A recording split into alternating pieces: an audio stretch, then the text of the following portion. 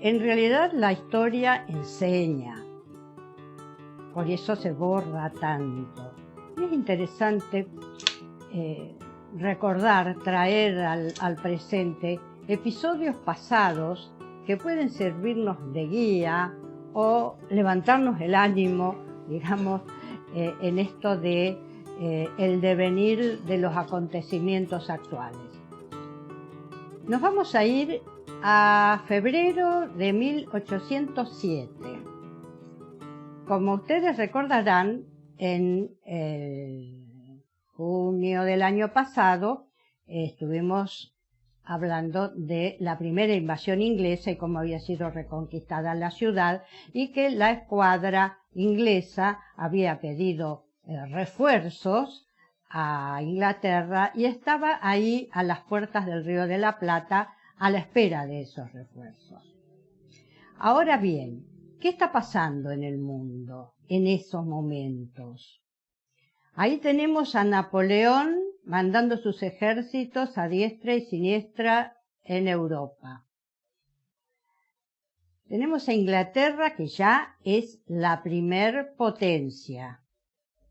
Ha conquistado la India, ha conquistado Oceanía, tiene el paso de Gibraltar, tiene varios puntos estratégicos en el mundo ya, y ve la decadencia del Imperio Español.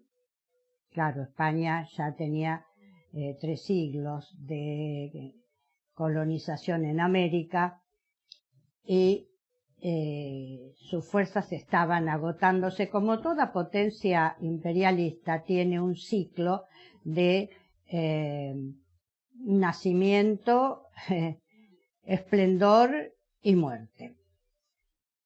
Como el Imperio Británico está en pleno florecimiento, su política es conquistar también las colonias españolas.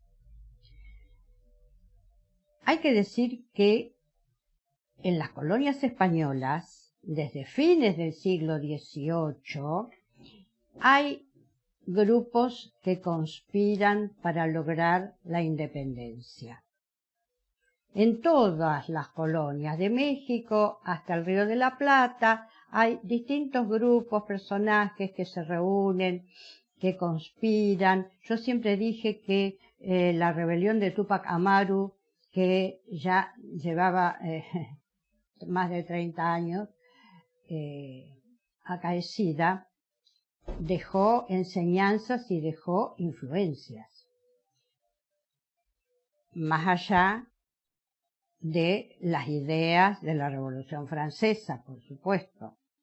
En la misma España tenemos dos corrientes de opinión, dos partidos políticos, podríamos decir. La monarquía, los monárquicos y los republicanos. Y los republicanos tienen, y los dos están replicados, por supuesto, en todos los virreinatos. Por otra parte, en América, entre los conspiradores independentistas también tenemos distintas corrientes. Hay una corriente muy importante, digamos, no numerosa, pero es una corriente de opinión liderada por Francisco Miranda.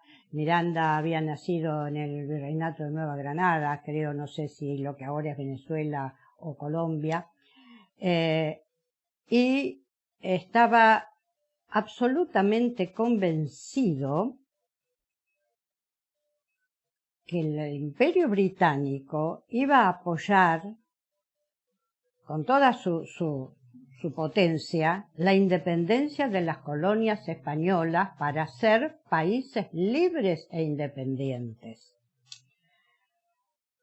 Esa corriente no es una corriente extraña, la de apoyarse en un imperialismo para deshacerse del otro, y realmente no tiene buenos efectos. En el Río de la Plata, los representantes de esa corriente, entre los independentistas, entre los criollos, era Saturnino Rodríguez Peña y Aniceto Padilla. Bien, esto sería la situación del momento. Cuando llega la noticia a Londres de la caída de Buenos Aires en la primera invasión en manos de los ingleses, llega recién en septiembre. No nos olvidemos que son más de 2 meses de navegación en aquel tiempo, que es el tiempo de los barcos a vela. Entonces, Londres estalla en entusiasmo comercial. Yo creo que los comerciantes londinenses veían crecer las libras esterlinas ahí en las pampas del Río de la Plata. Y realmente comienzan los preparativos de los refuerzos que pide Beresford. Pero claro, los preparativos también llevan su tiempo. Mientras tanto, esta fuerza que queda en el Río de la Plata, ahí a la entrada, General Crawford decide tomar Montevideo. A todo esto, el virrey Sobremonte, que ya vimos que no había defendido a Buenos Aires en la primera invasión, reside ahora en Montevideo y va a tener la misma actitud que tuvo en Buenos Aires. Directamente no enfrenta la invasión. El gobernador de Montevideo, Ruiz Huidobro, logra, ante la amenaza de desembarco, organizar un ejército de 3.000 hombres más o menos, pero no va a tener suerte en ello. Va a ser arrollado por las fuerzas inglesas que, bombardeando la fortaleza de Montevideo, penetran y toman la ciudad ante la indignación y la furia de los montevideanos, y también, al enterarse del ejército español y criollo que está asentado en Colonia, pero que no tiene caballada, o sea, está inmovilizado, porque el virrey Sobremonte no se ocupó de las defensas. Cuando esto ocurre el 3 de febrero de 1807,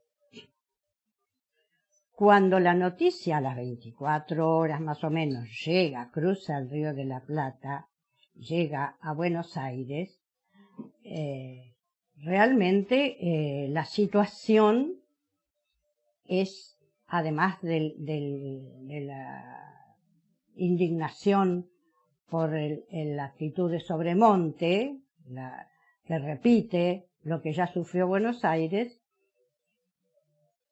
el alcalde de primer voto, Félix de Álzaga, ejerce la autoridad en la ciudad y se reúne con la audiencia como para organizar la defensa de la ciudad. Y realmente el alcalde Álzaga y los demás alcaldes organizan una defensa de la ciudad, podemos decir, perfecta. A todo esto, Liniers, al enterarse de la caída de Montevideo, cruza rápidamente y llega al cabildo cuando están reunidos los cabildantes, o sea, los alcaldes, para tomar la decisión de la defensa. El 6 de febrero, desde todos los barrios de Buenos Aires, grupos de personas se dirigen al centro. Confluyen al grito de «Muera el virrey», «Viva la libertad», «Muera la audiencia», «Levantemos la bandera republicana». Si pensamos en estas consignas, decimos, ¿qué es lo que está pasando?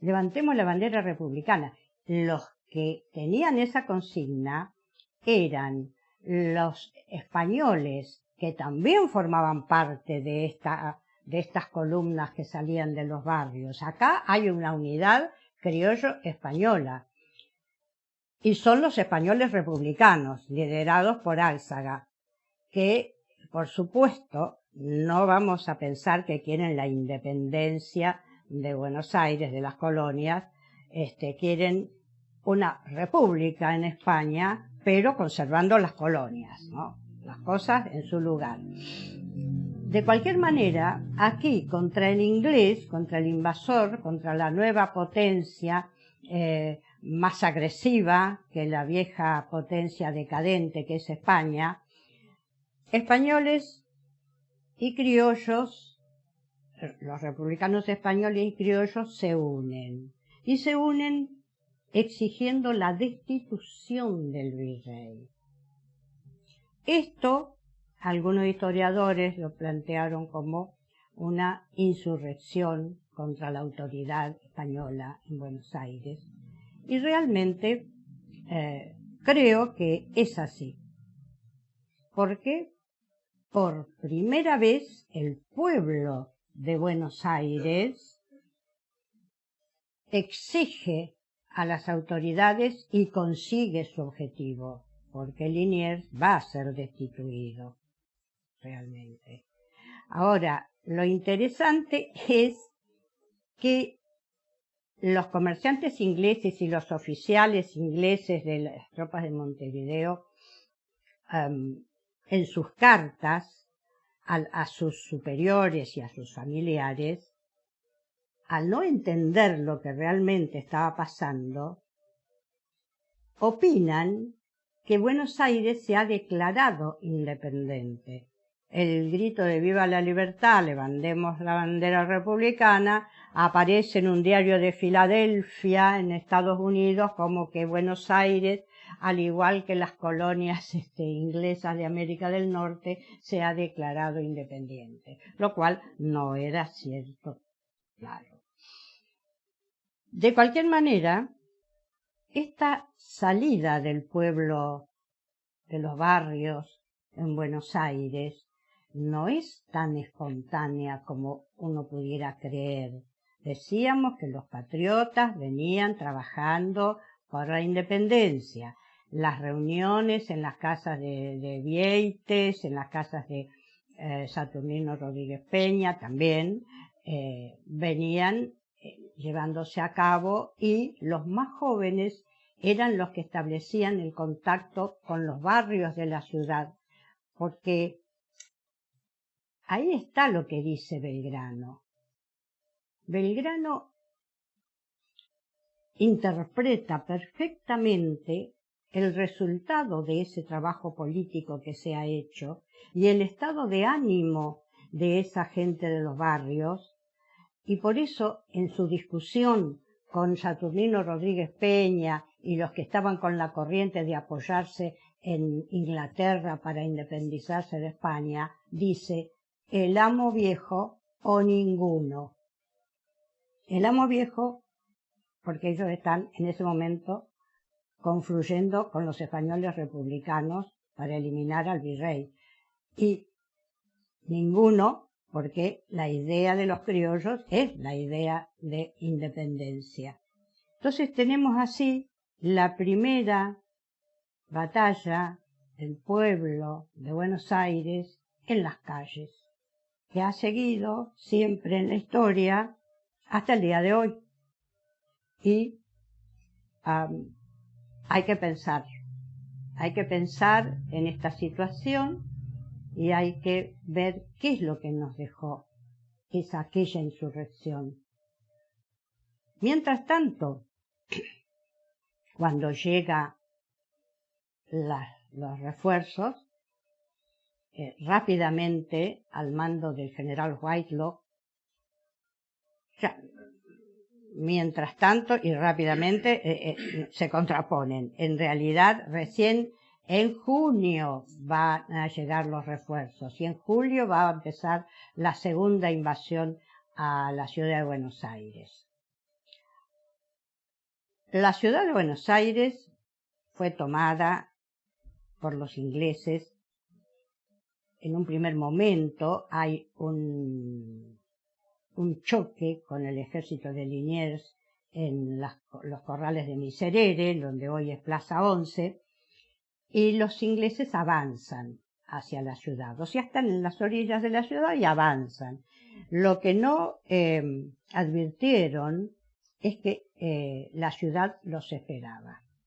Y desde cada casa colonial, esas casas coloniales con esos muros de anchura de 40 centímetros, esos tejados y esas puertas de madera invencibles, desde cada casa, desde cada iglesia, los recibieron balas, descargas, no solamente descargas de fusilería, descargas de todo tipo de proyectiles que diezmaban esas columnas, adoquines, lo que se ha dicho siempre, agua hirviendo, aceite, lo que sea, diezmaban esas columnas del ejército de Whitelock, que optaron por refugiarse los que llegaron al fuerte.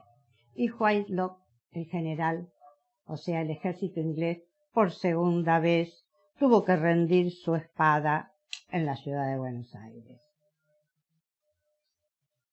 Esto, que fueron las invasiones inglesas y que se conmemoraba siempre el 12 de agosto,